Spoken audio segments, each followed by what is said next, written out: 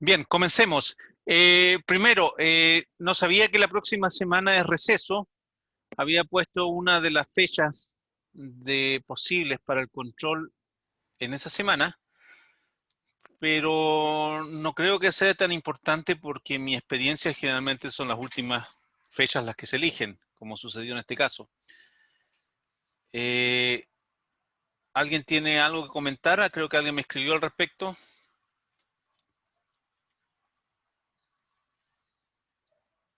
¿Aló?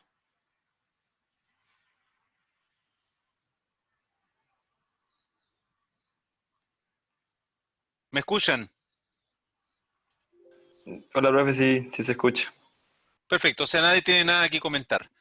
Entonces, eh, seguimos con la clase. Ya subí todo. Hoy día en la tarde envío el formulario a la encargada de computación del DIE, que me dijo que tenía algunos problemas con el servidor, que esperaba que MATLAB le contestara para ver cómo accesar de forma externa, porque en este momento con los IP internos está funcionando. Eh, con los IP externos tengo entendido que se tendría que usar el VPN, pero por algún motivo no estaba funcionando hasta hoy día en la mañana. Pero supongo que eso es algo técnico de fácil solución.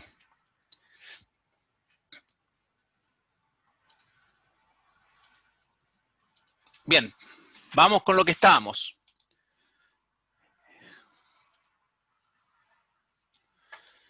El diseño del sistema de control típico para una máquina de corriente continua lo discutimos anteriormente. Vamos a repasarlo porque la clase anterior quería terminar esto y no alcancé a hacerlo. La forma en que funciona esto, como ya he mencionado un par de veces, es colocando dos lazos, el lazo externo y el lazo interno.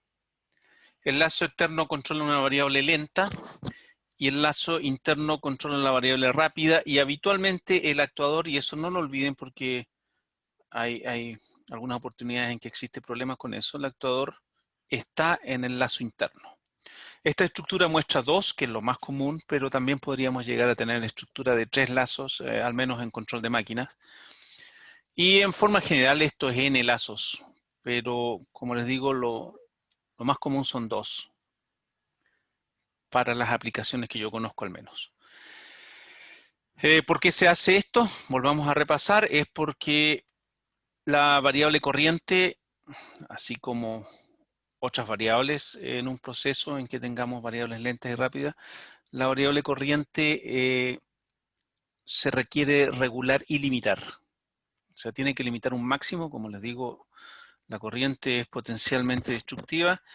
Los sistemas habitualmente tienen protecciones, pero eso significa que el sistema deja de operar si es que nosotros colocamos una corriente muy alta. Entonces lo que se hace es colocar un lazo externo que regula la referencia de corriente, y acá no está puesto, pero en el ejemplo que mostré en MATLAB y Simulink la última vez, esto tiene un limitador, y el limitador implica además, cuando tenemos un limitador, que tenemos que colocar un anti-winding up para que funcione mejor. Y después tenemos el lazo interno y finalmente llegamos a la velocidad de referencia.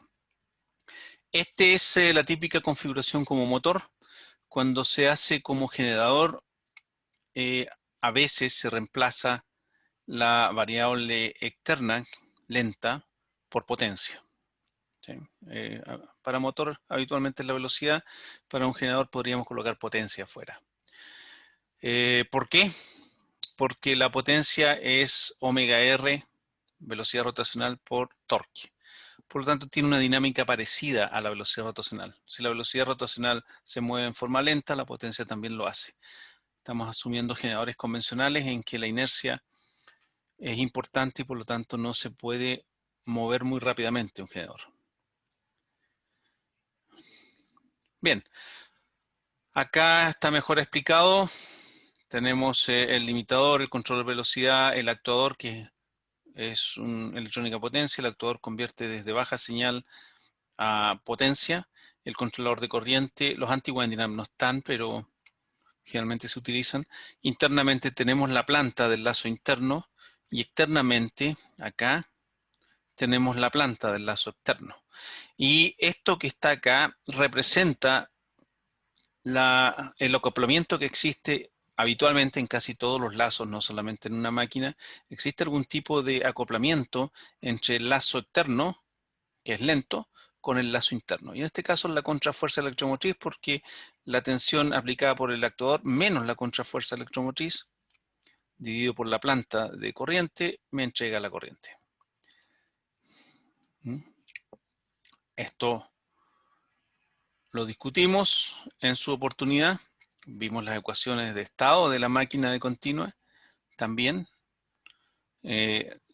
Recuerden que yo les señalé que cuando trabajamos en control habitualmente se toman en cuenta las derivadas en el tiempo.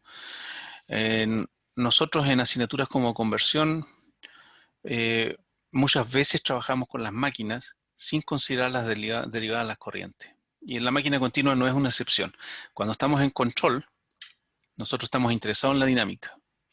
¿Sí? No estamos solamente interesados en el estado estacionario y por lo tanto si queremos tener una buena dinámica tenemos que considerarla en las ecuaciones. Bien, esto lo dije en la clase anterior. Hay una explicación simple para esto y es porque mientras yo estoy trabajando con la corriente, la velocidad, que es una variable lenta, ¿sí?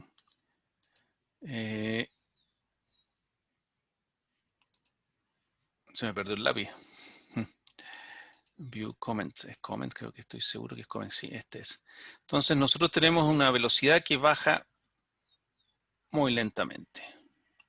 Así es, opera lentamente, porque su dinámica es lenta. ¿Sí? Y nosotros, eso se traduce en que tenemos una contrafuerza electromotriz que se mueve muy lentamente. No quiere decir que no varíe, no es constante, solamente que es lenta. Y en el transcurso de esta contrafuerza electromotriz, nosotros tenemos que la operación del lazo corriente es muy rápido y la corriente se establece al principio. Y en ese punto, si nosotros analizamos este punto donde se está estableciendo la corriente, nosotros podríamos decir, esta tensión, esta contrafuerza electromotriz es constante. Al ser constante, es una perturbación, ¿sí? Una perturbación significa que no es afectada por la operación del lazo, lo cual no es cierto, porque es afectado, pero nosotros podemos abrir acá y reemplazar esto por una fuente externa, una fuente que se mantiene fija en un valor en un determinado punto de operación, y esto no existe. Eso significa que lo desacoplamos. Se considera una perturbación y queda como una tensión en su G. ¿Cuál es la gran ventaja de hacer eso? Es simplicidad nada más. Nosotros también podríamos trabajar con todos los bloques y en alguna oportunidad se hace, y en las clases anteriores les señalé que cuando tenemos máquinas de baja inercia como son servomotores o en máquinas que se usan en manipuladores robóticos, por ejemplo, podríamos tener máquinas de muy baja inercia, entonces los lazos internos y externos empiezan a ser comparables en velocidad y nosotros podríamos trabajar este esquema, ¿sí? Haciendo reducción de lazos. Cuando tenemos máquinas de cierto tamaño, eso habitualmente no se hace. Se rompe simplemente el lazo. Se asume que este lazo es muy externo, es muy lento, la velocidad cambia lentamente, es casi una constante en el punto. Y por lo tanto abrimos el lazo, colocamos una fuente y eso significa que ya nos olvidamos de esa fuente para fines de localizar los polos lazos cerrados, nada más. ¿Ya? O sea, yo no estoy diciendo que el acoplamiento no influye en la dinámica de la corriente, sí influye. ¿Sí? No influye en la posición de los polos lazos cerrados, pero influye porque si nosotros tenemos un voltaje muy parecido al máximo, nos vamos quedando con cada vez menos margen de voltaje. El margen de voltaje es el máximo voltaje que yo puedo aplicar acá, en este punto, tengo más personas, para imponer la corriente. O sea, si yo necesito regular la corriente, tengo que colocar voltaje. Si el voltaje que se está generando en este punto está cerca del máximo, nos va quedando cada vez menos margen de voltaje. Por lo tanto, hay una influencia del lazo externo. Pero eso es lo que se hace, se considera esto como una perturbación externa y que quede claro que no se hace en todas las máquinas, solamente cuando la máquina tiene una muy alta inercia, que es lo normal en máquinas de cierto tamaño, pero hay excepciones. Control automático siempre tiene excepciones. Entonces, al trabajar de esa forma, quedamos acá, este es el lazo que tenemos ahora, y eso significa que nosotros nos podemos olvidar de esto para fines de localizar los polos en lazo cerrado, porque nosotros lo discutimos en una de las primeras clases, que la posición de los polos en lazo cerrado es la misma para todas las entradas. Entonces nosotros tendríamos que aplicar superposición y nos quedaría este con este, y después aplicamos superposición y vemos la influencia de este sobre la salida, y vamos a ver que a pesar de que existe una influencia, los polos de lazo cerrado son los mismos. Siendo los polos de lazo cerrado los mismos, entonces nos basta diseñar desde este punto a la salida y vamos a saber aspectos importantes del diseño, que en este caso son la frecuencia natural y el coeficiente de amortiguamiento. Estamos asumiendo, por supuesto, que el sistema es lineal, porque si no fuera lineal no podríamos aplicar superposición y tendríamos otro caso. Entonces, cuando se hace el diseño de un lazo interno, en estas condiciones que expliqué recién, es muy simple. Nos queda el polo, que está acá. Podemos colocar un integrador si es que se nos pide cero error en estado estacionario, que es lo común. Colocamos el cero del controlador, ¿sí? Y nos queda un círculo y elegimos en este punto colocar los polos lazo cerrado, acá y acá, y quedamos con una frecuencia natural y un coeficiente de amortiguamiento. ¿Sí? Veámoslo acá. O sea, esta es la planta que estamos considerando, solamente esta. ¿Sí? Nos quedó de esta forma. No existe acoplamiento cruzado, se elimina esto para fines de diseño, y el diseño de ese lazo, por lo menos para una máquina, es bastante fácil. Y la frecuencia natural está relacionada con la velocidad del sistema, eso lo discutimos en su momento, el tiempo de establecimiento, el tiempo de subida, depende de la frecuencia natural. ¿Y qué valor de frecuencia natural? Eso depende, y eso ya es algo que depende del proceso. Y generalmente se usan, por ejemplo, 100 Hz. 100 Hz, eso significa que son como 600 radianes para el lazo interno, el lazo de corriente. O sea, la corriente es una variable rápida, por lo tanto tenemos que tener regulación rápida. Si hacemos un diseño para el lazo corriente de 5 Hz, vamos a tener problemas. No se puede hacer.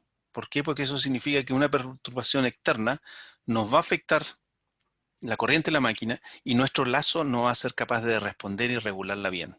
¿Sí? ¿Qué significa una perturbación externa? En el eje de la máquina se coloca una carga. Esa carga desacelera la máquina y tiene un efecto en la corriente. Entonces, no es aconsejable regular variables rápidas con baja frecuencia natural. ¿Sí? La variable, en este caso, la dinámica de la corriente va a estar dada principalmente por la inductancia del devanado. En general, las máquinas que tienen más inductancia son más lentas. ¿Sí? Y las que tienen menos inductancia en el devanado, en la armadura, son más rápidas.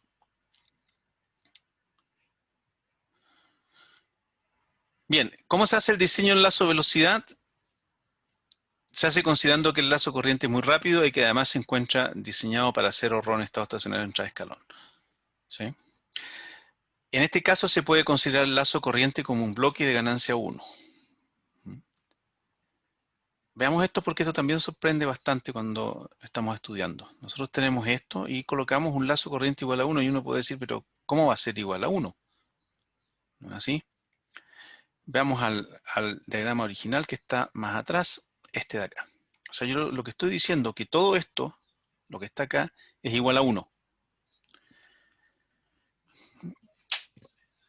¿En qué se puede basar eso, Javiera? ¿Por qué es igual a 1? Javiera Palominos.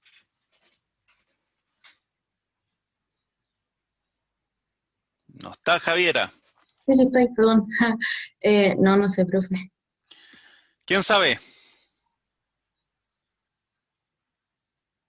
Uy, nadie sabe. Ya. Bien, veamos. Entonces voy a colocar aquí comments. Entonces, voy a asumir un escalón, ¿no es cierto? Acá tenemos un escalón. Ese es mi escalón de entrada. ¿Sí? Ese escalón está acá. ¿Sí? Por alguna razón coloqué el escalón ahí.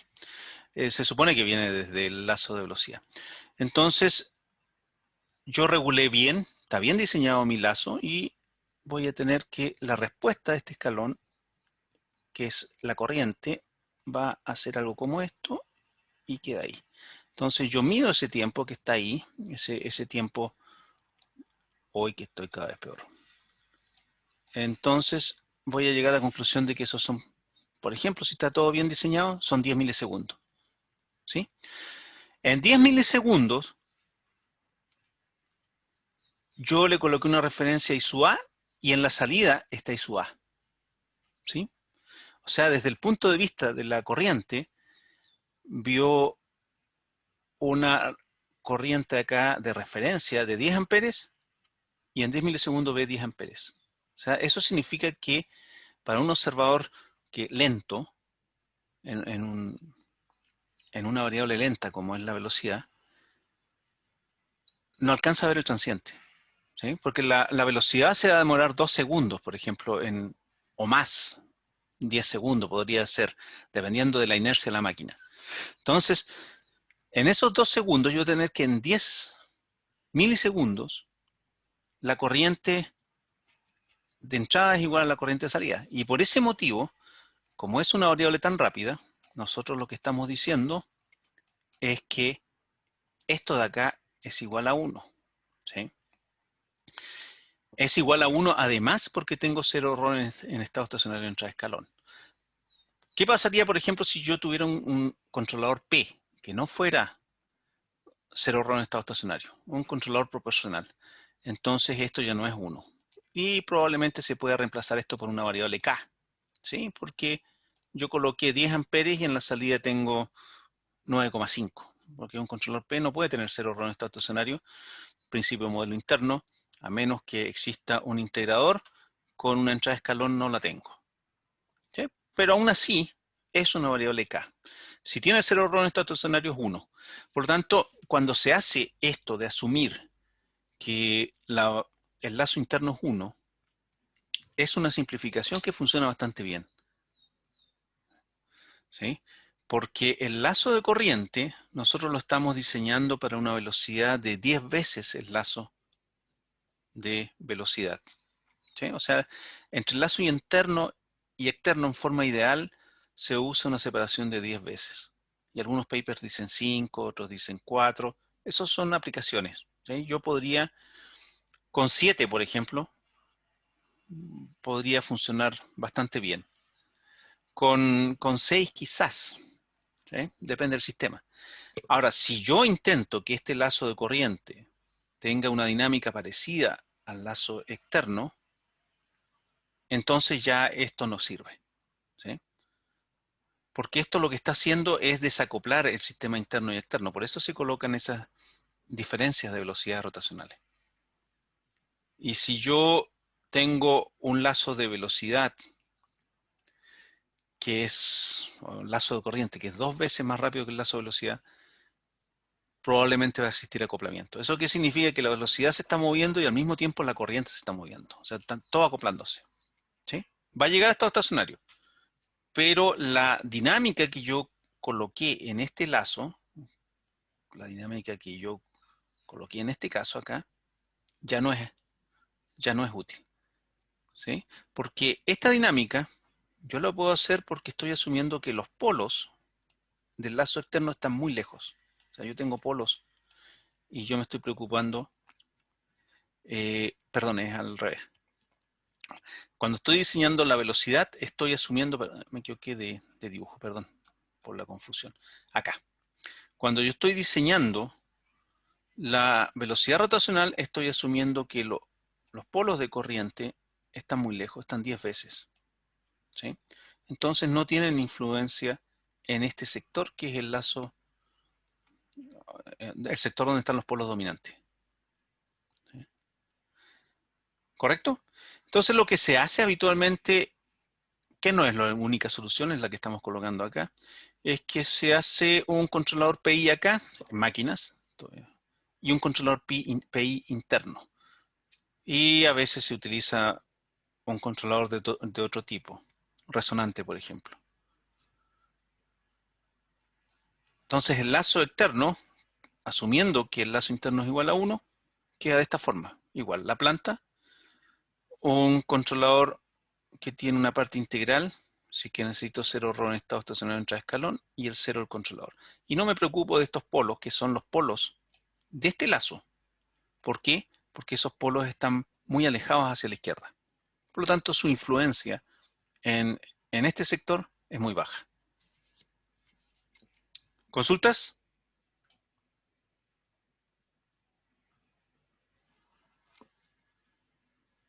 ¿Sí? ¿O no? No hay consulta.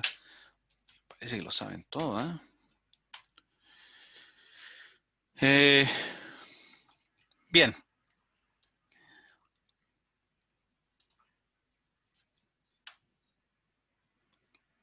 Tengo aquí el Simulink. ¿Dónde está el Simulink?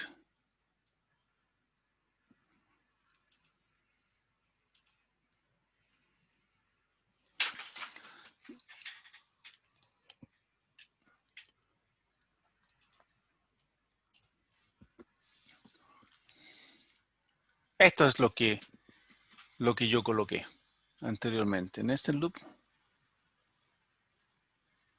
No, me equivoqué.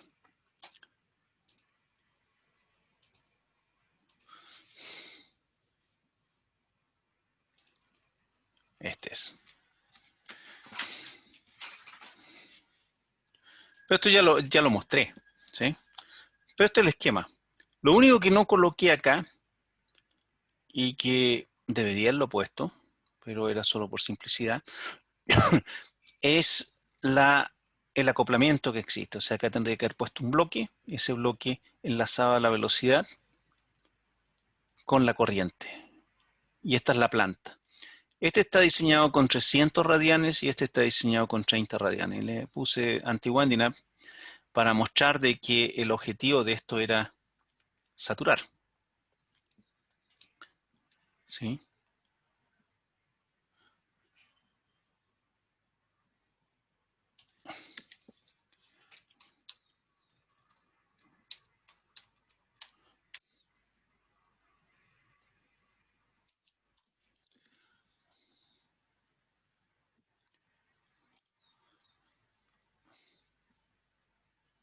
¿Alguna consulta?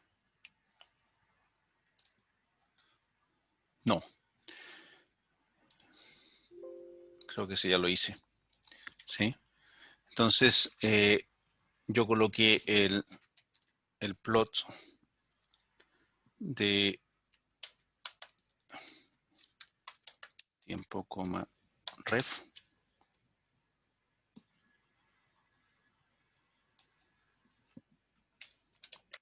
Tiempo, salida. ¿Sí?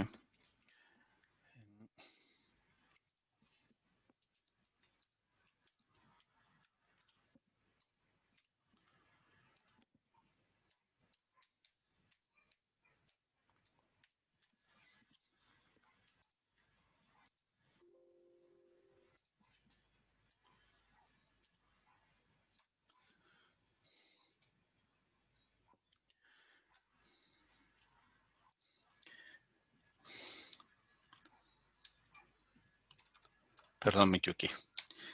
Bien,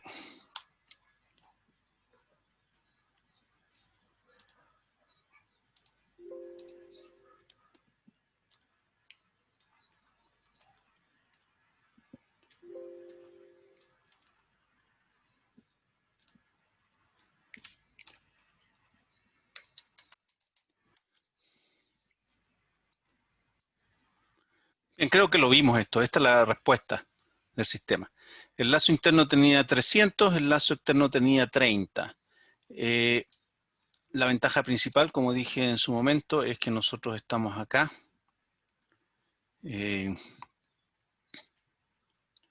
Estamos limitando y estamos evitando que la corriente alcance valores que podrían ser demasiado altos. Bien, esta estructura de sistemas como esto también nos permiten hacer algunas otras aplicaciones, y una de ellas que vamos a ver solo a nivel conceptual es la compensación feed-forward, ¿sí? Los prealimentados. ¿Alguna vez han escuchado de esto? ¿Eso? No. ¿Un prealimentado? No. Ya.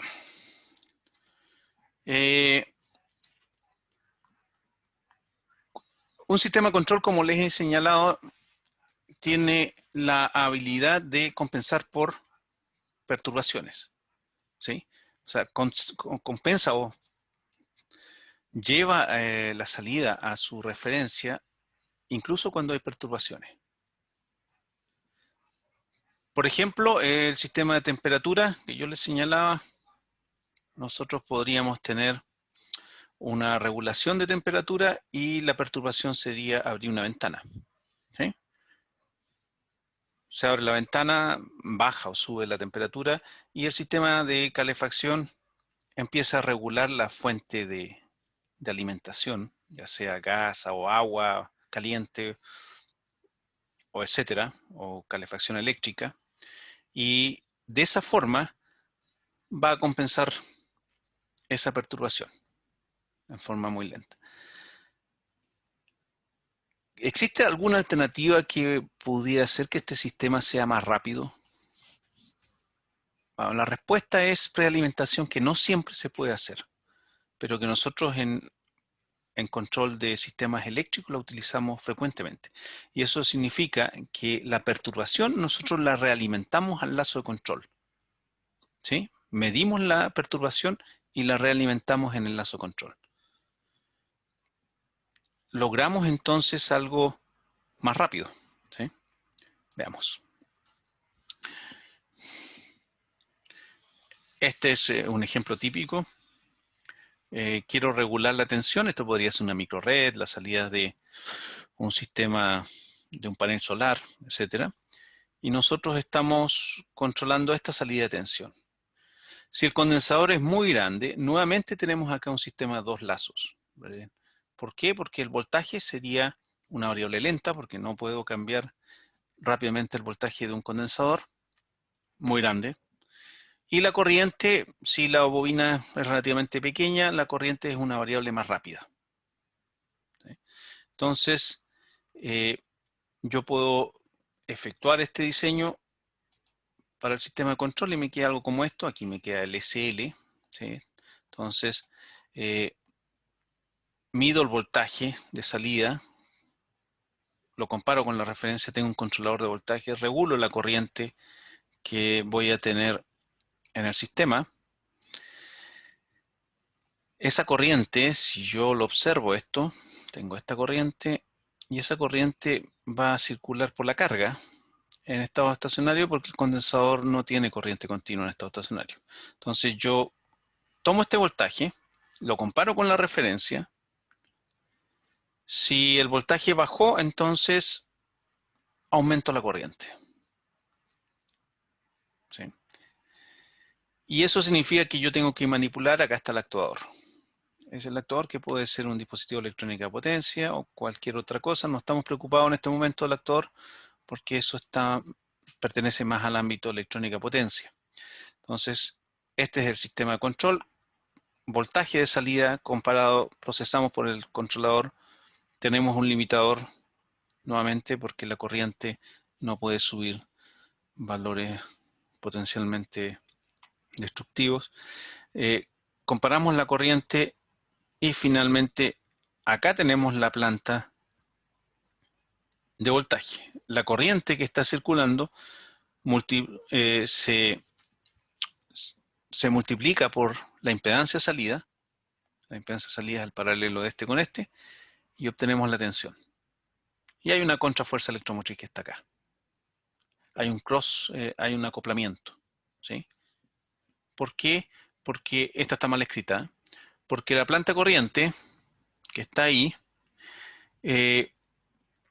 toma este voltaje menos este y lo divide por la impedancia de corriente y obtenemos la corriente, ¿sí? Y es por eso que tenemos un acoplamiento, porque este voltaje participa también en la corriente. Ahí está, ese voltaje se realimenta. ¿Correcto? Supongamos que lo hacemos funcionar. Acá están los datos de la simulación que se hizo con MATLAB. El lazo corriente se encuentra diseñado para 300 radianes y el lazo, esto es aproximadamente 50 Hz, y el lazo voltaje con 30 radianes. Noten que acá estamos usando una diferencia de 10 veces la frecuencia natural entre el lazo lento y el lazo rápido. En ambos casos, el coeficiente de amortiguamiento es 0,707.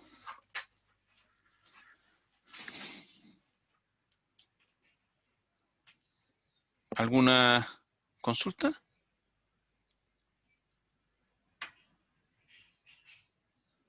Bien. Se simula y acá estamos simulando. Esto no es tan importante porque sería entrar a explicar, más bien explicar algo que es de MATLAB. Pero con estos bloques se está simulando un impacto resistivo en la salida, ¿sí? Porque nosotros no, si tenemos una microred o tenemos un sistema, podríamos asumir que se va a producir un impacto acá. Eso significa que se va a conectar en paralelo otra resistencia, ¿sí? Porque es el usuario el que va a hacer eso. Entonces, si se produce ese impacto, es lo que tenemos acá, la conexión de una resistencia en paralelo con la ya existente. Eso es lo que estamos haciendo, ¿sí? Entonces, estamos simulando este impacto, que es un cambio tipo escalón, utilizando esto, ¿sí? Acá está el condensador, que son 2000 microfaradios, y estamos utilizando esto, una ganancia. Acá está el impacto, ¿sí? ¿Y eso qué significa? Que la resistencia conectada con el condensador cambia de 200 a 50 ohm en t igual 2 segundos. Lo tenemos acá. Este es el transiente inicial. Regulamos la tensión a la salida usando este sistema de dos lazos. Y en este punto se agrega el impacto. Aquí estamos colocando una resistencia en paralelo. Eso significa que la resistencia cambió de 200 a 50. Profe, ¿Sí? esta resistencia no actuaría como una perturbación del sistema. Sí, sí, por supuesto. Es una perturbación. Y no entendí muy bien el significado. No, era una duda. Ya, No, perfecto. solo eso. Como haciendo una analogía a lo mecánico, de agregarle una masa al Exactamente. motor. Sí. Son cosas que Ya, el sistema de control no puede controlar. No puede, ok, no. eh, y por lo tanto, al colocar esto, nosotros tenemos una caída de tensión. ¿Por qué? Porque al colocar una resistencia en paralelo con este esquema, colocamos la resistencia en paralelo acá, ¿sí? ¿Qué es lo que sucede? La corriente, por ejemplo, estaba en 5 amperes, por colocar un valor. Esto es inductivo, por lo tanto esa corriente no cambia instantáneamente, sigue en 5 y cambiamos la resistencia a una más baja, por lo tanto esta carga ahora consume mayor corriente. La corriente no puede venir completamente de acá porque ya tiene una inductancia, eso es lento, y lo que hace es que la corriente empieza a salir del condensador, ¿sí? Al tomar corriente desde el condensador, estamos descargando el condensador empieza a bajar su voltaje, ¿sí? La solución podría ser colocar un condensador más grande. Pero el sistema de control entonces, al ver que el condensador baja su voltaje, lo que va a hacer es que va a empezar a manipular el actuador, va a aumentar esta tensión, eso aumenta la corriente y en algún momento se va a estabilizar nuevamente y eso es lo que sucedió acá, ¿sí? Entonces perdimos 40 volts, o sea un 10%. ¿Sí? Estábamos en 400 y llegamos a 40 volts menos. Y eso podría ser demasiado. sea, nosotros podríamos decir no, es inaceptable. O podría ser que el proceso no tenga mayor importancia. Hay cargas que son más sensibles que otras. Si tuviéramos una carga resistiva, una carga tipo calefacción, por ejemplo, bajar momentáneamente 40 volts quizás no es gran problema. Si tuviéramos una carga sensible que necesita un voltaje muy bien regulado, posiblemente no lo podríamos hacer. Entonces, si llegamos a la conclusión de que esto no es aceptable, tendríamos que mejorar el sistema de control. ¿Qué podemos hacer para mejorar el sistema de control? Subir, por ejemplo, hay varias opciones que no son muy buenas, pero yo podría subir la dinámica del lazo externo. ¿Sí? Esa es una alternativa. Entonces, si esto estaba con 30 radianes y el voltaje bajó demasiado, entonces yo tendría que subir a 60 radianes, 70 radianes, y diseñar esto con 70 radianes. ¿Ya? Pero ya sabemos que subir las frecuencias naturales siempre trae problemas. ¿Cuáles son esos problemas? Primero, el sistema tiene que tener buenos transductores, tener poco ruido, etcétera, porque si no, esta rápida frecuencia, si tenemos un ruido, por ejemplo, que se introduce en el voltaje, este controlador es muy rápido y podría empezar a intentar controlar el ruido. Si el ruido es de alta frecuencia y el controlador no tiene una muy alta frecuencia natural, entonces probablemente el ruido ni se va a ver. ¿Sí?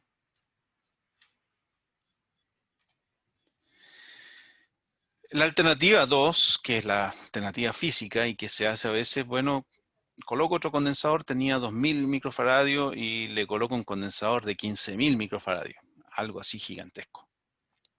Y probablemente va a funcionar bien, ¿sí? Porque el C por dB de T, si el condensador es muy grande, necesito menos dB de T para suministrar la misma corriente en la salida. ¿Sí? Es C por dB de T, es la corriente de salida, y en este caso lo que nos está pidiendo en la salida corriente es esta carga que está acá en paralelo. Entonces, si este condensador es más grande, necesito menos corriente, se descarga menos, en otras palabras. ¿Sí?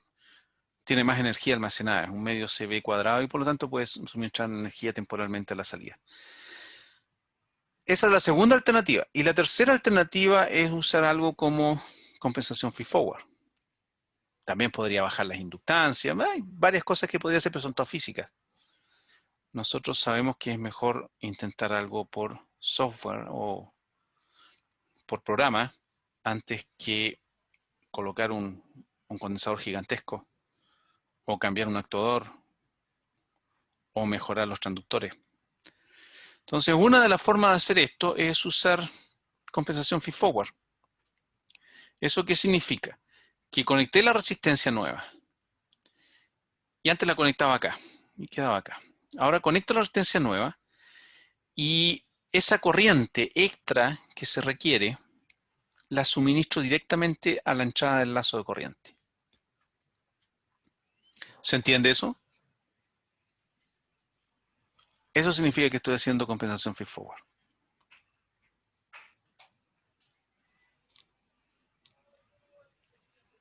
¿Por qué? Vamos nuevamente a nuestros dos lazos que están acá. Ahí. ¿Qué es lo que dije? Yo que si yo tengo 200 ohms y coloco una carga en paralelo, 200 ohms más, por ejemplo. Eso me queda que me da como resultado que la corriente que está tomando la carga es el doble. Entonces, si yo tenía 5 amperes, en estado estacionario voy a requerir 10 amperes. Pero mientras el sistema de control sube esta corriente de 5 a 10, este condensador se está descargando. ¿Sí? Alternativa más rápida es que esta perturbación que me está pidiendo 5 amperes más, la coloco directamente en el lazo de corriente y le digo al lazo corriente necesito 5 amperes más instantáneamente. De lo contrario, todo el control se hace a través del lazo externo. El lazo externo es lento. ¿Y qué es lo que regula el lazo externo? Regula el voltaje, o sea, tiene que producirse una desviación en el voltaje para compensarla. ¿Qué es lo que sucede? Si esta planta cambia y ahora hay una resistencia que me está pidiendo el doble de corriente, lo que yo puedo hacer, y es una de las cosas que se hace con feedforward, es que le digo entonces a este lazo que está acá, le pido una corriente extra, ¿sí? Y le pido la corriente extra, y esa corriente extra, ¿cuánto va a ser? Va a ser igual a la corriente que pide la nueva carga, ¿sí? Esa corriente. Y como este lazo rápido es 10 veces más rápido que el otro, este lazo compensa mucho más rápidamente que este. Más aún, yo conecto el voltaje, dije voltaje, la carga extra que me pide una corriente extra, y yo inmediatamente mido esa corriente y la coloco acá como referencia. No tengo que esperar que el voltaje baje, ¿sí? Yo podría hacer feedforward también en otras aplicaciones. Por ejemplo, en esa máquina que mencioné, se le coloca una carga. Bueno, si yo tengo una forma de medir la carga, la puedo prealimentar directamente al sistema de control, antes que se produzca el efecto. El efecto igual se va a producir, pero lo puedo prealimentar directamente, ¿sí? El problema está en que yo tengo que colocar un sistema de medición extra acá. O sea, yo tendría que medir la perturbación, y en este caso la corriente extra, tendría que estarla midiendo para prealimentarla. Y si voy a colocar una máquina en un proceso, bueno, tendría que estar midiendo qué es lo que se está entregando o se está colocando como carga en ese proceso. Y no siempre se puede hacer. O sea, por ejemplo, una correa transportadora en el aeropuerto tendría que estar, no sé, cómo ver de que se están colocando más maletas porque llegó un avión, y pedirle entonces al lazo corriente sería complicado. En este caso de microredes es bastante más fácil, porque esas variables se miden de todas maneras. Entonces, ¿qué es lo que hice acá? Esto está representando, eso representa la medición de corriente. B partido por R. Y la estoy colocando directamente en el lazo interno, que es el rápido. Y esta planta, vuelvo a repetir, esta planta es incorrecta. Falta una S, ¿ya? Entonces, esto es importante. Cuando prealimentación no es considerado, el efecto de la perturbación es controlado en su totalidad por el lento bajo lazo de voltaje. Cuando se usa prealimentación, la mayor parte del esfuerzo de control es realizado por el rápido lazo de corriente. Y aquí lo tenemos, ¿sí? Aquí está la misma prueba que antes. Y ahí está. Esto fue simulado, por supuesto. Veamos qué sucedió. Bueno, acá ahora tenemos aproximadamente 4 volts de caídas. O sea, pasamos del 10% al 1%. ¿Sí? En teoría esto podría ser instantáneo, pero no, por eso digo en teoría. ¿Por qué no puede ser instantáneo? Bueno, porque este lazo no es instantáneo. Es 10 veces más rápido, pero no me puede compensar instantáneamente la corriente que se está colocando en la salida, porque este lazo necesita un tiempo de respuesta. Y durante ese tiempo de respuesta es el condensador todavía el que está suministrando la corriente extra de la carga. ¿Mm? De todas maneras, bastante bueno, ¿sí? Habitualmente con feedforward se logra mejores respuestas cuando es aplicado. Principal problema, medir. O sea, yo tengo que medir las perturbaciones. Eso significa colocar dispositivos de medición nuevos, ¿sí? En este caso, corriente significa un transductor extra corriente. Si estamos compensando otra señal, podría ser otro transductor extra voltaje. Porque para que feedforward funcione, nosotros tenemos que saber el valor de la perturbación que tenemos que compensar. O sea, estamos prealimentando las perturbaciones, por lo tanto, tenemos que medirlas. U observarlas. Podríamos construir un observador. Generalmente medir es mejor. Un transductor de mejor calidad, de buena calidad, es mejor que un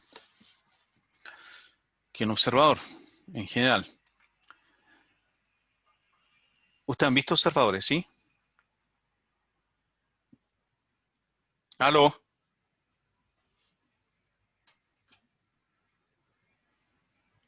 ¿Aló? ¿Están ahí? Aló, aló, aló. ¿Sí? Perfecto. Pensé que se había caído la conexión. Bien, si todo fuera ideal, esto es lo que hace una perturbación feed-forward. ¿Sí? Tenemos aquí la resistencia. Esta podría ser una resistencia distinta, ¿eh? Es una R2. Esta es la nueva carga. Esta es la carga que había antes. O la resistencia intrínseca al condensador, que como les he señalado en alguna oportunidad, los condensadores no son ideales. Entonces tenemos este lazo, está acá, hacemos feed-forward y yo podría hacer reducción de lazo y ver qué es lo que sucede acá. ¿Sí? Entonces tomo el voltaje con respecto a la salida y lo que va a suceder es que esta planta, la que está acá, es siempre la misma. ¿Sí? Eso es bastante interesante. O sea, yo reduzco este lazo y me quedo siempre con la misma planta. ¿Sí? O sea, tengo esto dividido 1 menos esto GDS, dividido 1 menos, y como este es un más, me queda menos, este bloque por este bloque. Se trabaja un poco y me queda que el sistema queda 1 partido por SC. ¿Sí? ¿Eso qué significa? Que nosotros tenemos una planta invariante cuando usamos feed-forward. ¿Por qué? Porque acá estoy asumiendo que la cancelación es instantánea, o sea, el lazo de corriente es instantáneo y la medición también es instantánea. En forma real, acá hay una dinámica, o sea, acá hay una función de transferencia, y acá también hay una dinámica porque el transductor tiene una función de transferencia. O sea, los transductores no pueden medir toda la respuesta a frecuencia y generalmente se comporta como un filtro pasa abajo. ¿Sí? O sea, es como si tuviéramos un filtro extra acá. Bien, ¿alguna consulta acerca de feed-forward? Yo, lo explicado anteriormente se hace con objetos externos al circuito o el mismo circuito se puede diseñar de tal forma que haga esta compensación. Ya, cuando nosotros tenemos este tipo de lazo, el lazo interno y el lazo externo, ¿sí? Creo que está más completo con el que teníamos arriba. Este lazo. Voy a proceder a borrar esto.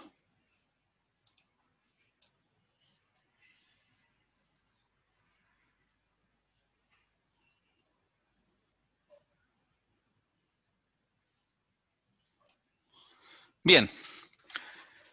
Este es el lazo. Entonces aquí, ¿qué transductores tengo?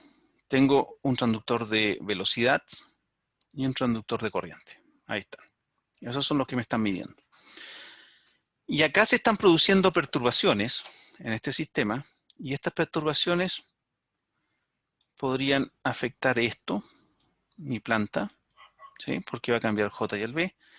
Y podría ser que tenga perturbación acá, que en el caso de una máquina es más difícil, ¿sí? Es difícil porque tendría que cambiar el L o el R o existir aquí algo que afecte la corriente. Pero sucede porque podríamos tener saturación, podríamos tener cambios resistivos con temperatura, pero no son importantes. Acá está la carga. Entonces, si yo quiero implementar prealimentación, yo tengo que primero ver qué perturbación quiero prealimentar. Podría tener varias perturbaciones. ¿Sí? La velocidad podría ser afectada por cambios en el J, por más fricción, etcétera. Y en general no me voy a preocupar tampoco de las perturbaciones de baja frecuencia. ¿Sí? Un cambio, por ejemplo, en la fricción debido a temperatura, que podría ser algo muy lento durante el día.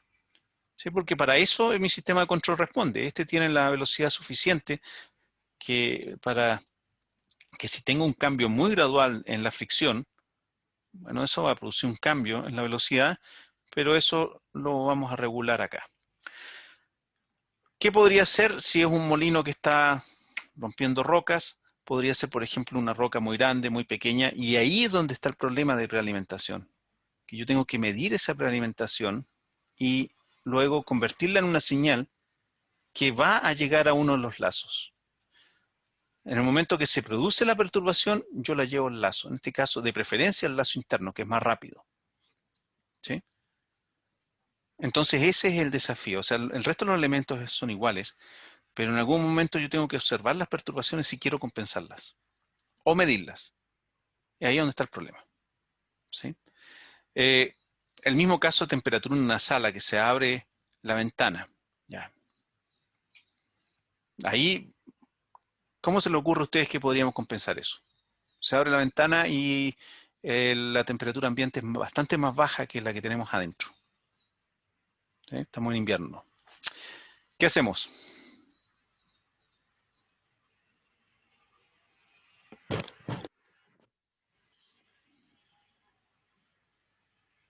¿Aló?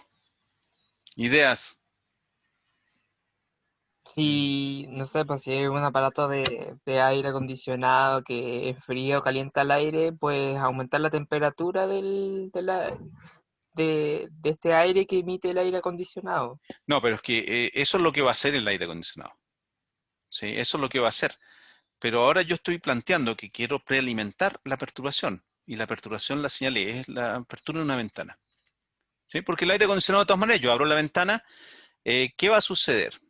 Si la variable lenta es temperatura, entonces al abrir la ventana, va a bajar la temperatura, lo detecta el lazo externo de control y la regula. Y va a funcionar. Pero probablemente lo estamos haciendo con una dinámica muy lenta, porque el lazo externo es muy lento. Y alguien me dice, no, se abre la ventana y yo inmediatamente voy a hacer que el aire acondicionado o lo que sea incremente su entrada, la señal que está entregando el actor y efectúe la acción de control. Es complejo, ¿por qué? Porque yo tendría que, por ejemplo, colocar un dispositivo que mida cuando se abra la ventana. ¿Sí? Pero no es suficiente, porque además tendría que tener un dispositivo que detecte la temperatura ambiente, porque va a haber una diferencia entre la temperatura ambiente y la que estoy regulando. ¿Sí? Y después de eso yo tengo que encontrar una función de transferencia. ¿Sí? Tengo la temperatura ambiente y esa función no significa que yo inmediatamente voy a subir el actuador acá, sino que tengo que encontrar una función de transferencia que me diga cuánto voy a tener que aumentar el actuador, la señal del actuador, para que el aire acondicionado calefaccione o enfríe más el ambiente. ¿Me siguen? Es un poco... Acá este ejemplo que yo coloqué es bastante fácil. ¿Sí? Porque la función de transferencia es prácticamente 1. Claro. Claro, aquí lo que hago, esta es mi ventana. ¿Cuál es mi ventana? Es el agregar una resistencia extra. Eso es el equivalente a la apertura de la ventana. Entonces, el voltaje en este caso es equivalente a la temperatura. Se abrió la ventana y eso significa que hay un flujo másico de aire que viene con diferentes temperaturas. Y ese flujo lo estoy midiendo acá. ¿Sí? Y lo controlo directamente. No necesito una función de transferencia. La función de transferencia es 1. Claro, es más corriente, nada más. ¿Sí? No siempre es así. Entonces, cuando hacemos compensación feed-forward, tenemos que medir la prealimentación y llevarla al lazo. De preferencia los lazos rápidos para que compensen los efectos de la perturbación antes que se produzcan.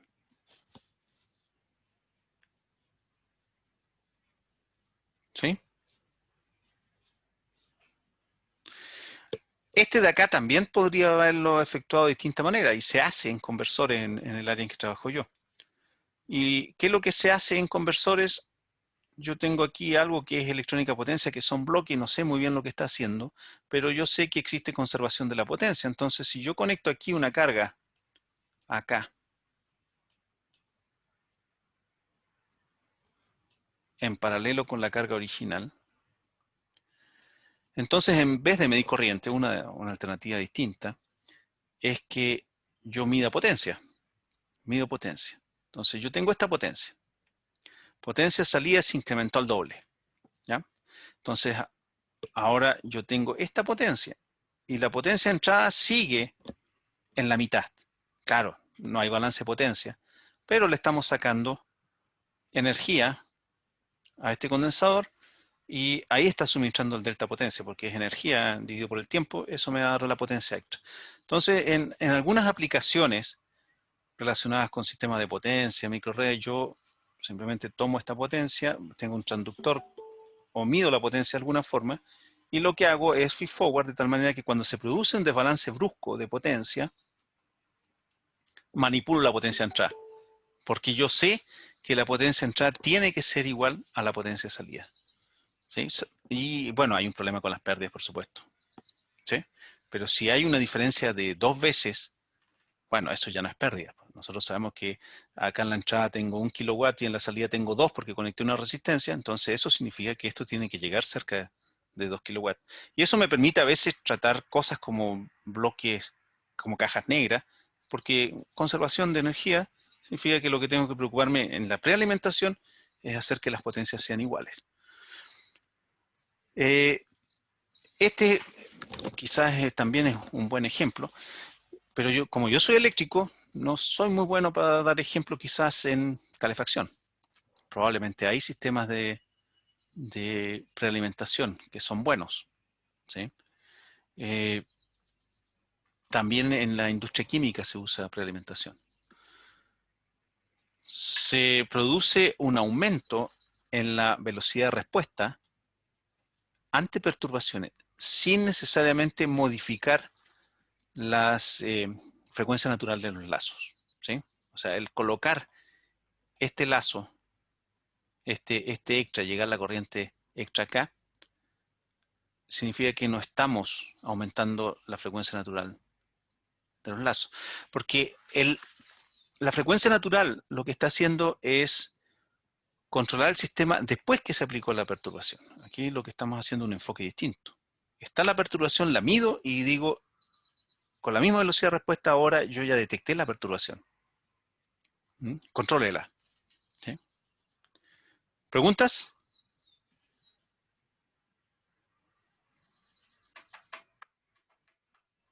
¿No? Profe, ¿Sí? en el caso de que haya más lazos anidados, para hacer la prealimentación no necesariamente hay que hacerlo con el lazo más rápido, ¿cierto? Se puede, depende de la velocidad de reacción que uno quiera. Sí, no siempre se puede hacer con el lazo más rápido. Sí. Aquí el lazo externo como que ya lo estamos realimentando, por llamarlo así, porque lo estamos midiendo. ¿Sí? Entonces, si se produce una perturbación que afecte el voltaje, inmediatamente detecto el voltaje. Pero en general se trata siempre, si queremos aumentar la velocidad de respuesta, lo llevamos casi siempre en los lazos internos, los que son más rápidos. Perfecto, vale. Problemas de prealimentación, principalmente más transductores.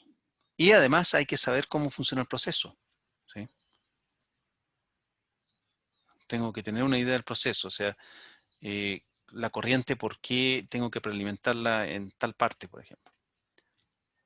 La función de transferencia que mencioné yo entre la perturbación y la variable que queremos controlar, que en este caso era 1, porque la perturbación también era corriente. Pero en este caso que coloqué acá, esto es potencia. Y ahí yo tendría que llevarlo a los lazos. Y ahí tendría que colocar una función de transferencia que me transforme potencia a lo que yo quiero controlar para compensar esa perturbación. Bien. Sigamos.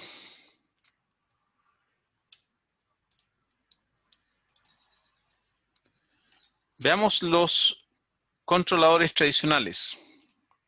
¿Sí? Ya tenemos la teoría, tenemos el lazo interno, el lazo externo. Prealimentación, me parece que hay que saberlo como concepto. Ahora veamos los controladores que se llaman también industriales. En general se usa el proporcional integrativo derivativo, el que se menciona como PID habitualmente. Yo prefiero no enseñarlos de esa forma, por eso pasé el P, el PI y el PID. ¿Sí? Al menos en el ámbito eléctrico, nosotros habitualmente nos quedamos acá. Y algunas veces usamos PID, Pero ese es el ámbito que domino yo, que son máquinas, conversores de potencia. El PID tiene algunos problemas y tiene algunas ventajas. Pero estos son los tres que se utilizan. Y tampoco me gusta enseñar controladores tradicionales porque realmente, en teoría, no existen límites para hacer un controlador. Cuando vimos cancelación, por ejemplo, yo puedo cancelar los polos de la planta, puedo agregar otros polos, y ahora vamos a ver las mallas de atraso adelanto, adelanto atraso, y por lo tanto no tengo que quedarme solamente con estas tres estructuras. ¿Sí? Esas son las que están sí, habitualmente en los sistemas industriales. Este es el controlador P, este es el controlador PI y este es el controlador PID, que en esta forma no existe, pero es la que se enseña. ¿Sí? En esta forma no existe porque tiene más ceros que polos, por eso no existe. No es causal. Controlador P. ¿Cuál es el problema que tiene el controlador P? Maureira.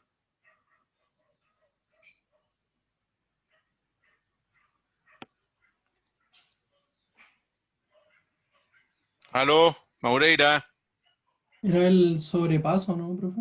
Control P no es sobrepaso. Uh, Moreno. Alejandro Moreno. Hola, profe. ¿Es Hola. el error en estado estacionario? Perfecto, sí.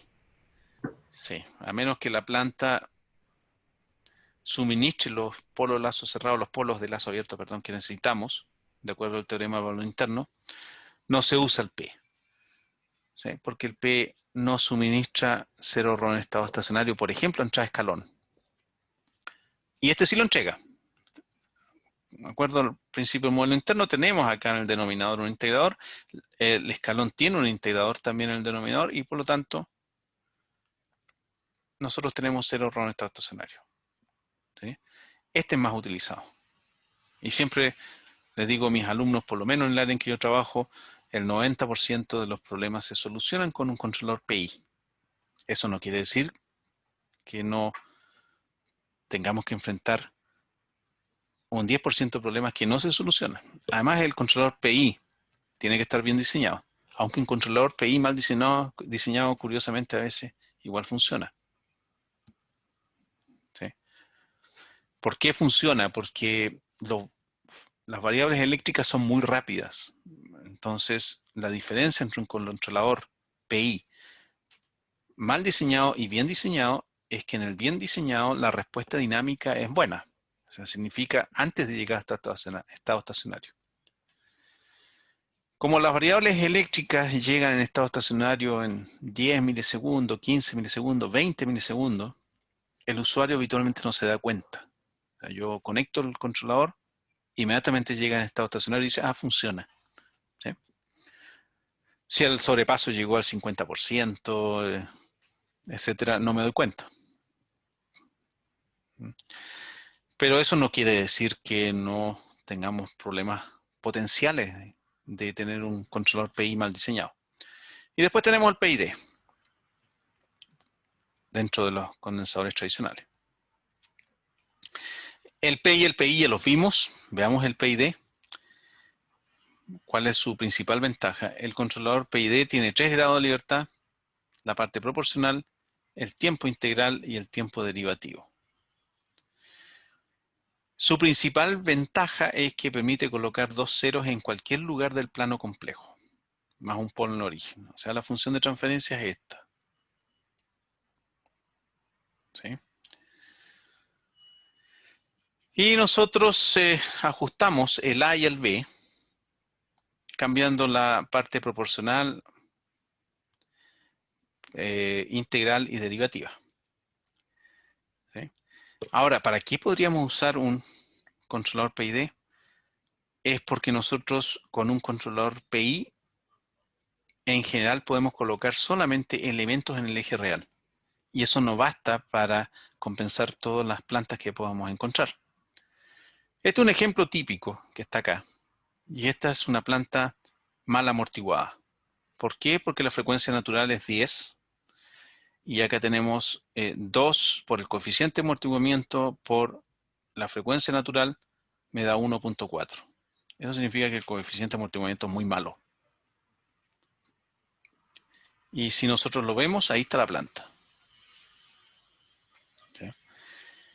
Tenemos el polo extra de la planta, teníamos estos dos pares de polos que están mal amortiguados y tenemos este polo extra que está en 3. Y empiezo a hacer mi compensación, que se hace habitualmente de esa forma,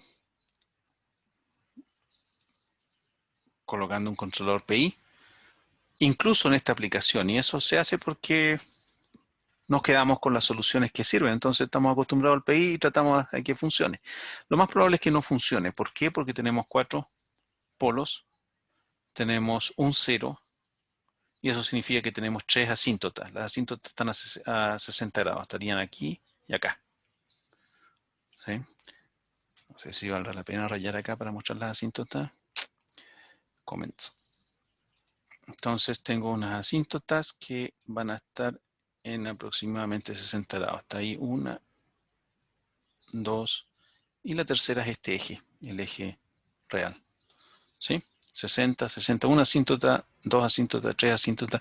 Las asíntotas, ¿cuáles son las asíntotas, Castillo, don Diego Castillo? ¿A qué se refiere con cuáles son las asíntotas? O sea, Sí, ¿por qué coloqué asíntotas aquí? Lo que hacen las asíntotas, ¿qué representan? las asíntotas representan el lugar de la raíz cuando hacemos tender la frecuencia natural hacia infinito. Sí, perfecto. Sí.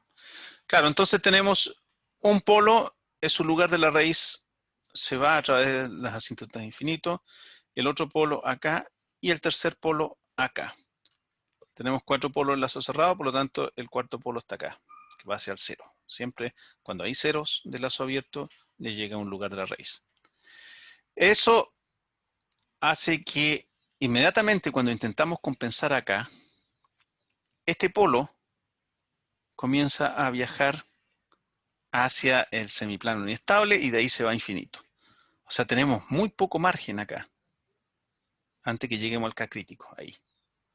Más aún, cualquier cosa que coloquemos aquí va a estar mal amortiguado. ¿Sí?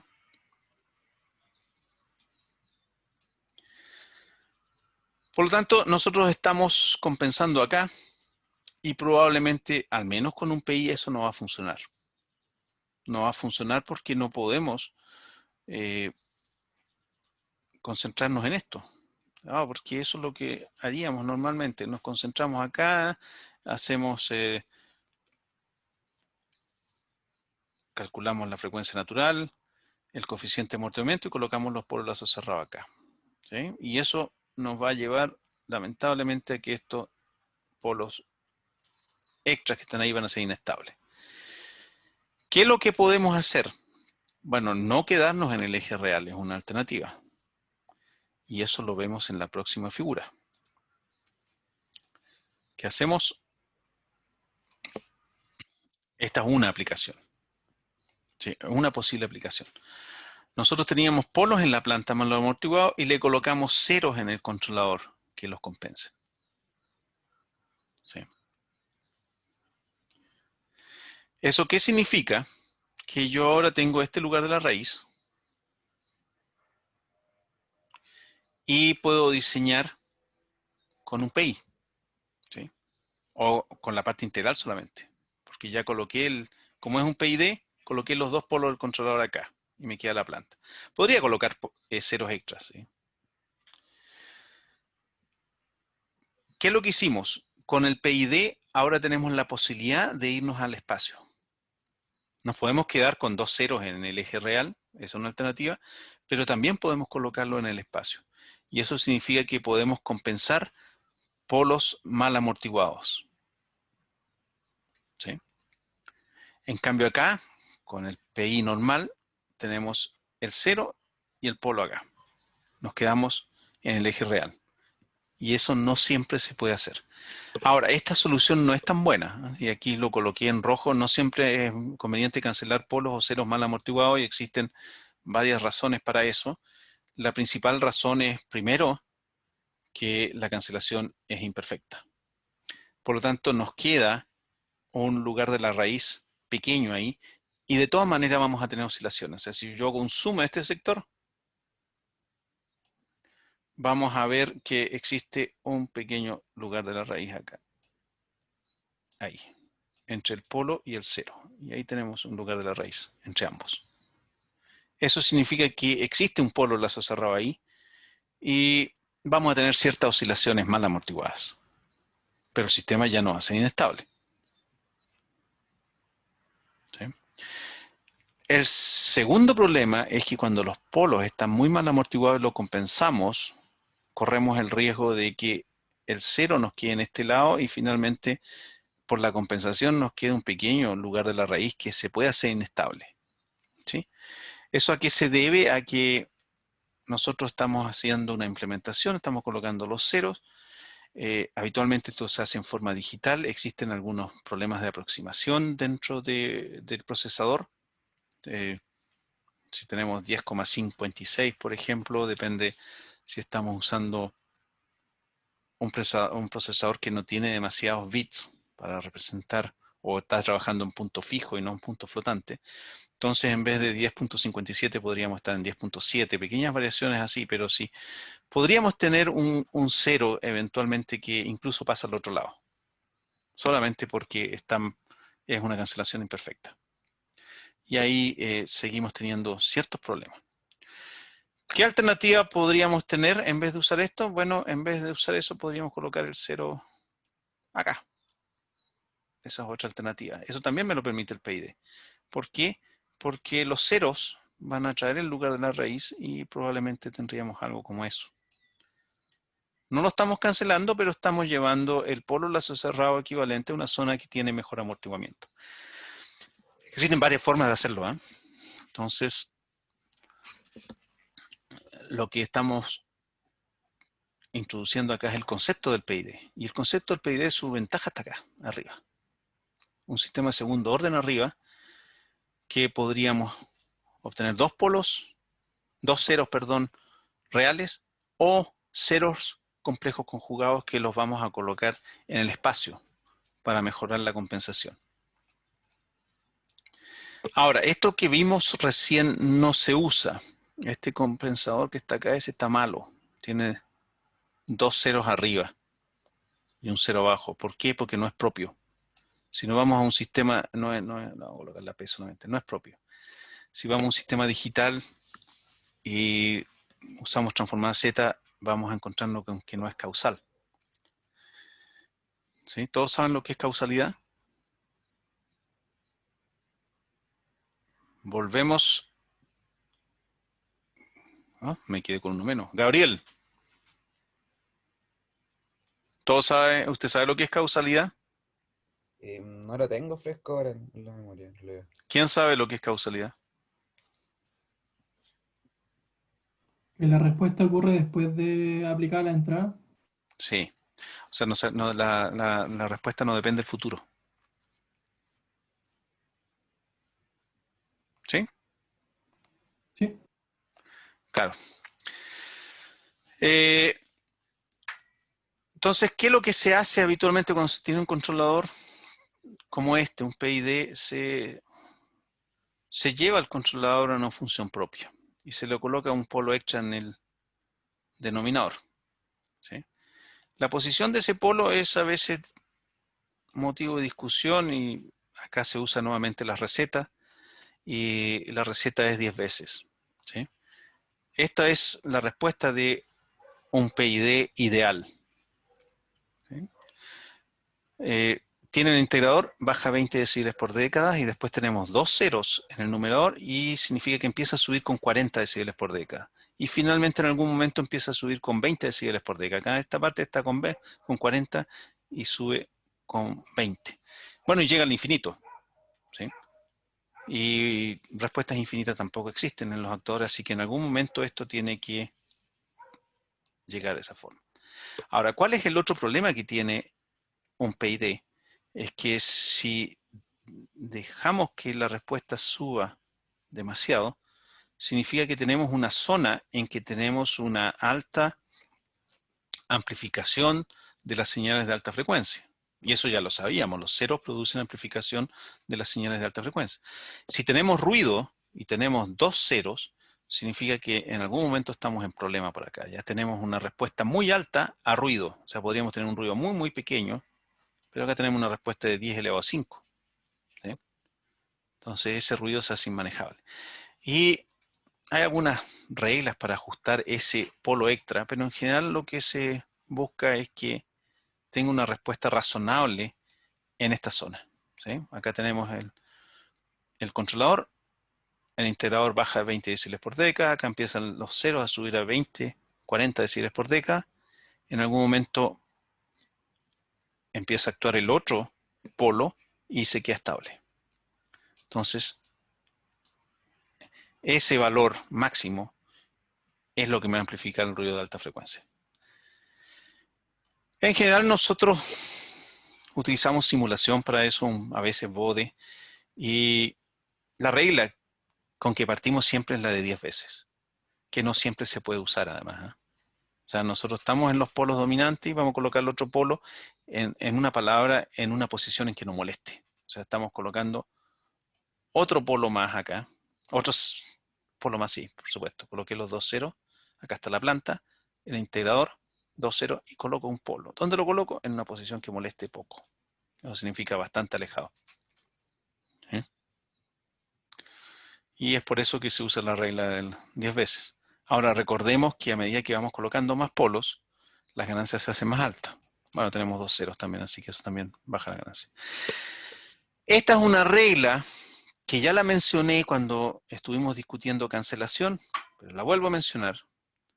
Cuando utilice un PID, recuerde que no se pueden cancelar polos de lazo abierto que estén ubicados en el semiplano derecho. ¿Sí? No se puede cancelar nada que esté en este semiplano. Si vamos a hacer un lugar de la raíz y tenemos aquí elementos y decidimos que lo mejor es usar cancelación, ahí le coloco un 0 sobre el polo, olvídenlo.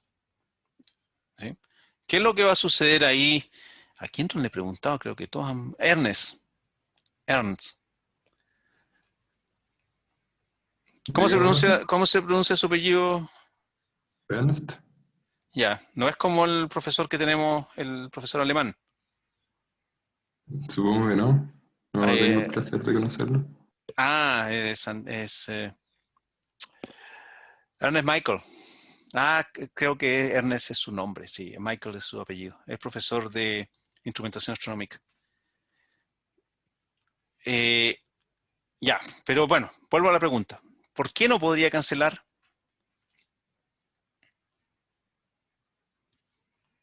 algo ¿Cómo? inestable? ¿Por qué no puedo cancelar polos y ceros inestables?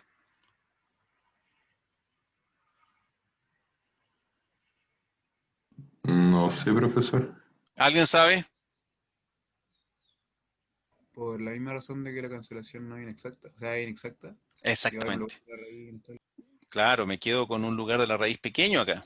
O sea, estoy en este lado, la compensación es imperfecta, y me queda un pequeño lugar de la raíz.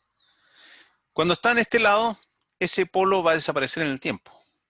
Habitualmente la cancelación inexacta, imperfecta en el semiplano izquierdo no es un problema. Pero en el otro lado, una raíz, aunque sea muy, muy pequeña, ¿sí? Cuando hablo de una raíz pequeña es que cuando la expando en el tiempo, el coeficiente que acompaña a esa raíz es pequeño, aunque sea muy, muy pequeño, hace que el sistema sea inestable. O sea, si yo intento usar cancelación en este lado, quedo con un sistema inestable. ¿Sí? No se hace. Y el que lo hace está en problemas. Es algo conceptual. En general no se deben cancelar los polos ceros de lazos abiertos que se encuentran en el semiplano derecho. Ahí está. Perfecto. Creo que ya estamos. Dejamos hasta acá. La otra clase es la última de esta semana, o sea, por un buen tiempo. La última de octubre, ¿o no?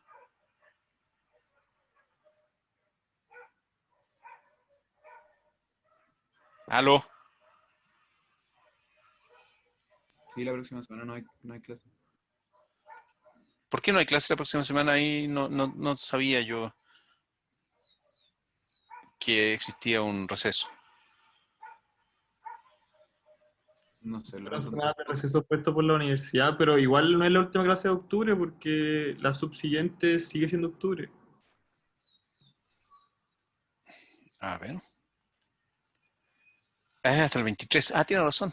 ¿O no? 19, 23, 24, 25. 26 volvemos. Sí. Sí. Perfecto. Bien. Dejamos la clase hasta acá. Chao, profe. Chao. Chao, que estén bien. Chao, profe, gracias. Profe. Chao, profe.